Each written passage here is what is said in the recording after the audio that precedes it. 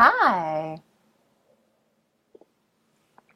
this is Magic Hour number 7. And I'm in Ashland, Oregon, where I can walk out of the door, walk a few paces, and get a decaf almond latte, which is amazing and not something that I have access to in the desert. So, I'm in heaven. Welcome. Welcome, welcome. I see folks maybe starting to join here. So this is Magic Hour. Every week I'm here. I'm Dana Balicki. I'm a transformational coach, healer, and teacher, desert dweller, except for right now I'm an Oregon explorer. And we get together every week, Fridays, 11 a.m. Pacific time. And we discuss a theme of the week. So this morning I posted my blog, and usually I like to post it a couple days in advance, but since I'm traveling, my schedule's a little bit different. I posted a blog about letting go. Well, last week was letting go, and I didn't do a magic hour, right? So thank you all for tuning in again this week. But this week was an extension of that, an extension of letting go, like how to find closure, right? How to find closure in, any part of your life that's not working for you, and why closure is so important. And I feel like, I had other plans this week. I was like, ooh, I'm going to write about manifestation. I'm going to write about the role that our emotions play and what we create for ourselves. And I had it all percolating. And I just feel like the message that I was getting, from spirit, from the universe, just all around in all relationships with my clients, with my partner, in my own life, with beloved women in my life, that this message of closure, of allowing something to die with grace, is to let it go with grace, or to let it go with some sense of ease, or to close off the situations or relationships that aren't really serving us or that are hindering our growth. Finding a way to do that so that it really it feels good. It supports us. It's not just like, oh, I have to end this thing and it feels terrible and I'm totally scared to do it, so I'm going to ignore it and I'm going to just hope that it works out and that things shape up. And the thing about that is that when we don't close with intention, right, when we don't complete and change with conviction, one, we're missing out on an opportunity to create our own lives the way that we really want to experience it. And two, we're sort of setting ourselves up. We're making a decision by not making a decision, right? So we're setting ourselves up for someone else to make the decision for us, and then we will be in the reactionary phase or reactionary position to just deal with whatever comes at us. Right, which is victimhood, right? Like that's how that works. So when we don't change with conviction, when we don't close or complete a situation or a relationship, when we don't lead that change, right? We really set ourselves up to be in this state of reaction and victimhood, and then. And for most of us, that's part of an old pattern, and then we're just gonna trigger all the old stories about things not working out the way that we want. Oh, my mom just joined. Hi, Mom. So I want to take our time today, because I don't want to just reiterate what I wrote on my post. You can go to my website, danabalicki.com/journal, and you can read the most recent post. So I don't want to just, reiterate what I put up there. And in a minute, I'm going to give you access to a ritual of release, which I think will be really helpful no matter where you are. If you have some relationship or some situation that just needs some closure. So we're on the cusp of summer. I mean, I'm a real stickler. I'm still fully like, it's spring, and, you know, until, until the 20th, until we actually, you know, shift over into summer. And what I think is really beautiful about this time, and where we can sort of see the natural world giving us a good clue about how important and natural it is to, to close and complete, with grace, is we see all these plants, right? So like springtime, I mean, it's still, I'm in Oregon, so it's still like fully springtime here, right? But back in the desert, what we were starting to see were the plants, it's starting to get cooking down there, letting go of, of the flowers. So when a plant blooms, beautiful spring, beautiful flowers everywhere. And when that plant starts to, drop the flower, it's not like a violent shaking, right? It's not it's not some unnatural thing. It's not as if the plant is trying to run away from the flower and avoid its responsibility, right? It just gently takes the energy away from the flower, and the flower withers, and then it drops, right? And for me, that's just been, as I've been going through transitions, in various parts of my life, and I just went through a really beautiful and powerful transition with a group of women that have been in my life for years, and we realized that there were some stagnant dynamics that really were hindering our own growth individually and collectively, and so we had to make some decisions, and so I used sort of that like plant metaphor as to really understand, like, oh, we can let go of things gracefully, right? But we have to do it intentionally. Like the plant, whether the plant knows what it's doing or not, it's the natural order, right? So I was really holding that vision of like, it's the natural order to know when, and I know, right, when something needs a change. I also know when I'm avoiding change. Right. So if you go a couple of magic hours back in my videos section, you'll see a whole thing about resisting change that could be helpful for you if you feel like there's a change coming, but you just can't get with it and you're just resisting it and avoiding it. Right. So I won't go too deep into that here, but when something needs attention in your life, if there's a situation or relationship that is calling for some closure, that it in some way it's not supporting you anymore. And it's hard if it's certainly if it's a partner, a family member, a friend, dear friend, a coworker, a group of people that you've been working with for some time in some capacity, right? Where there's like, there's skin in the game. And you're just hoping that it's going to work itself out, right? I just went through this in my own body, where I was in pain again after a couple of years, and I had done some moving when we moved to the desert, and it caused a misalignment in my spine and my hips, and I just kept telling myself, it's fine, it'll work itself out, and I'll just work harder, I'll just I'll start doing weightlifting, I'll just get stronger. And what I knew is that I was out of alignment, and I spent almost 2 years out of alignment, and now I'm in a really serious, corrective course of treatment to get it all back together, right? So I knew what the right thing to do was, and I kept just telling myself, it'll be fine, it'll work itself out, and I wasn't taking control. I wasn't using my own agency to know what I really needed and to move forward with it, right? And so now I'm playing catch up, and it's a little painful and it's a little draining, but I know that I'm where I'm supposed to be. So anyway, I want you to think in this moment, right? Whether you're watching this now with me or you're watching this later, I want you to just take a moment and really like think about any situations or relationships in your life that are draining your energy, or draining your life force, right? Where have you like been let down? Where are you exhausted by something, right? And this could be a relationship, an interpersonal relationship. It could be a work relationship. It could be some situation.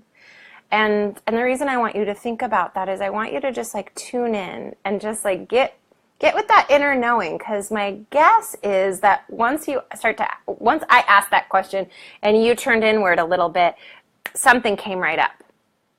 right? Anyone can like give me a little like thumbs up or, you know, whatever we do here on Facebook Live. So if that's something for you and you're like, oh yeah, there is something and I know that it's there, you know, that's good, right? These are your emotions telling you like, hey, there is something here. They're your emotions are your like internal GPS, right? They're letting you know like, oh, that thing over there does not feel good.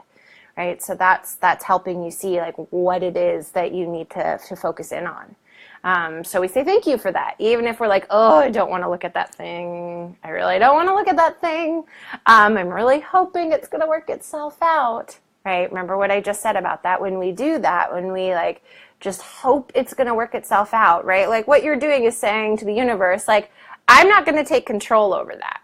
Right? So whatever needs to happen will happen and I'll deal with it. So you're claiming that you have no power, right? So you're sort of standing in your, in your victimhood and releasing your agency. You're also letting the universe know that like, like whatever's going to happen, like the universe will do it for you, right? The universe is going to make the change for you. And usually it's like not quite as cute and it's way more intense than if you made peace with closure yourself, right? And trusted that if you feel it, that it's the right thing. A long time ago, I heard this phrase, people are in your life for a reason, season, lifetime, right? So even though I'm not focusing strictly on relationships today, this could be, usually relationships are at the basis of any situation that's not working because it's you interacting with other people, right? So it's somewhat safe to just, focus on relationships here. But to really consider if there is someone in your life or some situation with other people where it's really not serving you, can you, even just in this moment, right, just imagine that maybe it's okay that that person was only in your life for a reason, to show you something, a season, right? Maybe they're lifetimes, maybe they're lifetimers, right? Sometimes we have to let go of things so that they can really come back in the way that they are supposed to, right? Like we have to like sort of clean up, we have to clean up a situation and like remove any negativity or remove any like stagnant energy in order to like really be in a flow with a person or a group of people. Yeah. So I want you to make that list mentally or like write it down, right? Because when you write things down, it makes it real, which I know is scary sometimes for people and why they avoid bills and paperwork and such. It makes it real. And you're like, I wish this wasn't real because this is a lot of money I need to move. Write it down, right? You're going to feel so much more powerful once you write it down and see it on the paper, right? So make a list of the situations or relationships that drain your energy, your life force, right? Noticing where you've felt let down or exhausted lately, right? And the reason we want to do that is for this, for this next part, which is the astrologer Shani Nicholas. I don't know if you follow her, but if you don't, you're gonna love her. Chani Nicholas, right? And so actually her Scorpio rising this week, and I'm a Scorpio rising. I'm a Libra sun, but Scorpio rising. But both of my Libra and Scorpio horoscopes this week were all about closure. And I was like, of course it's all about closure, because it's all about closure right now. I get it. I get the lesson. Like I said, when you tune into something, like you will keep getting the messages, right? When you open yourself to saying, I really want to get clear, like you are going to get clear. Right? So anyway, the horoscope this week, like I said, was about closure. And she made this great suggestion, which I love, about writing breakup letters, right? So we're going to get there in just one second. And then I'll actually give you a link for a ritual of release, that a little guide that I created that will help you very simply. Even if you've never done any sort of ritual, I promise it's so easy and it can be very powerful work. So you're going to take that little list, mental list or written down, of the relationships or situations that are draining you right now, and knowing that they're getting in the way of your growth. It's the truth, right? They're getting in the way of your evolution. They may be even getting in the way of your healing, right? And so by doing this work, by asking yourself, by me asking you to complete and create closure with courage and heart, that's directed by you and not you just reacting to somebody else's change. What, you're claiming your own agency, and you're also cultivating that relationship with your inner being, that like your inner knowing, that like, oh, right, I acknowledge that something isn't working and I'm going to pay attention to it, right? Because we ask for signs all the time. When we ask, like, okay, I just want to know, like, why is this not working? Most of the time we ask our friends, what do you think about this not working? What do you over there? What do you think about this thing? Oh, here, not working. And we'll ask and we'll ask and we'll ask. And we'll listen and we'll get an answer. And a lot of the time the answer is pointing us to like, right, I've got to make a change. And then we're like, oh God, no, I don't want, that seems really tough and sort of scary or really scary. So instead I'm going to just keep asking. I'm just going to keep talking about it, right? Anyone here done that? Because I know I have. And so what we're doing here by acknowledging that it's time for something to close or end, we're saying to ourselves like, okay, I hear you, inner guide. I hear myself. I'm willing to listen to myself. I'm willing to honor what I know to be true, right? In my heart, in my gut, right? Like somewhere in here, I'm getting the signals and I'm going to listen to that. Because once you start listening, right? And then you start trusting, okay, this is the answer I've received. And then you start acting on it. This is only going to strengthen your relationship to your inner guidance. Like there's no bad that can happen from this. And it doesn't mean that I'm promising no pain, but we can move through pain, knowing that we're valuing ourselves, knowing that we're doing the right thing. And that is going, like, that's not going to make the pain go away completely.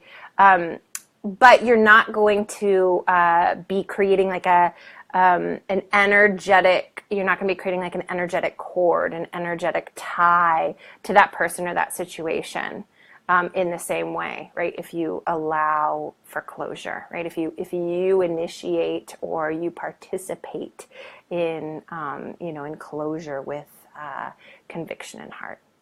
I hope that makes sense. Maybe you come back and listen to that one again. But the bottom line is, by listening to yourself and knowing knowing the relationships that aren't working for you, and acknowledging that it's time to close, it's time to finish, it's time to allow something to end, that you're establishing your relationship with your own inner guide, which is only a positive thing. Right? Because then you won't have to keep asking everybody else for what to do. You can still do it, but you'll know. And you got to start trusting that. And you're going to start receiving more messages and more clarity. And you'll probably start to experience a little less volume, right? A decreased volume of relationships that aren't working, right? Because you'll start making those shifts. You'll start noticing this isn't working for me. So good. So where you're at, hey, Miss Erin, hey, Jennifer, welcome. So where we're at is, I want you to, make that list of the situations or relationships that have been draining your energy or your life force, and really think about those ones and give yourself permission to acknowledge them, right? Because what we're doing here is trying to close with some grace. Like I said earlier, the plant that releases the flower, right, when we see that happening around moving from spring into summertime, which we maybe not always, we don't always associate with endings and closure, but it is, right? The plants are dropping the flowers, they're moving into the next, the next phase of their plant existence, and, it's not a fight and it's not a struggle. Right? It's a natural part of things. Just as ending relationships or situations that aren't working for us is a natural part of things, right? Reason, season, lifetime. Okay. So, I want to give you just a heads up too, at my website over at danabalicki.com/ritual. Hey, Whitney. There's a ritual of release, and it's I do a lot of guided meditations. This one in particular is actually a little PDF because I thought that would be handier for you to like look at it and be able to like do the little preparation. I'm doing this, I guess, because I'm imagining you reading it on your phone, or you can print it out. Great. But it's a PDF, and it will give you the sort of prep work for a ritual of release. And then just, I broke it down into 7 steps, and they're all relatively simple steps. So don't get overwhelmed by 7. 7's a positive magical number. You'll be able to do it even if you've never done any kind of ritual before. It can help you create a container, a sacred container, to let go of the things that aren't working, to let go of these relationships in a personal way, right? Because sometimes, maybe some of the lists, maybe on the list of the situations or relationships that are draining your energy or your life force, who knows, maybe it's some old stuff. It might not be things that are all happening now, right? There could be some old stories or some old relationships, and you're like, I can't get a hold of that person, or that person passed away, right? What I'd love to say is that if someone in your life has passed away and you feel like you didn't have closure, if you haven't yet, I really invite you to talk to them. Right? You might want to light a few candles and create a sacred time and space for yourself, but you could just talk to them. They're still there. You can still be in relationship with them. I know people go to like psychic mediums and stuff like that, and that's cool. I love me a good psychic medium. But we also can just talk to the people in our lives, right? So even from the past, right? And make peace with that closure, right? Really express yourself, and then you can listen to them and see if they have anything to say back to you. My guess is they might, right? And you could also use that conversation in the context of the ritual of release. So my husband's trying to get into this hotel room, and I told him to bug off. For a few more minutes here. Because this is our time, our magic hour, though we're only going to be going about 30 minutes today. A magic half hour, right? From Ashland, Oregon. So in this ritual of release, you can go through it, and if it's, if there are relationships from your past that, either the person is deceased, you can talk to them. And I really invite you to do it. It's very powerful work, and it's very simple, right? You're always in relationship with people, whether they're alive or dead. The relationship continues. It could also be, someone that you feel like, I can't get in touch with them, or I don't want to get in touch with them, right? But you want some closure. So a ritual of release is a really beautiful way to do that. So if you go to danabalicki.com/ritual, that you'll just like plug in your name and email, and then you'll get an email with the PDF in it and a couple of extra notes around a ritual of release. So if you have any questions about that, you can of course email me back, and I'm happy to talk you through it. So with this little list that you may be using as inspiration for your ritual of release, and you may just be simmering in because you're like, oh, right, these are some tough things, situations or relationships that I know need some closure, that I know need some finality, and I haven't known how to do it or haven't wanted to do it. And I want to invite you into this idea that you must, right, start to show up for what you value, right? And you have to fight for it and continue to stand up for it. So if you know in your heart that there's a relationship that needs closure, I want you to really go in and understand, like, why? Why does that relationship need closure? How is it not serving you? Right? And it might be, I feel small when I'm with this person, right? And then I want you to dig a little way, like, why do I feel small with this person, right? A lot of times we like to say, that person's making me feel this way. I want you to take a little ownership over your own emotions, right? Take some responsibility for your own feelings. Notice if that feeling is something that's old for you, right? Like, oh, I feel small, I feel unheard, I feel unseen by this person in this relationship. My guess is it's showing up now because it's something that's been happening for a long time, right? Whatever's new is old. So I want you to, to notice that for yourself. And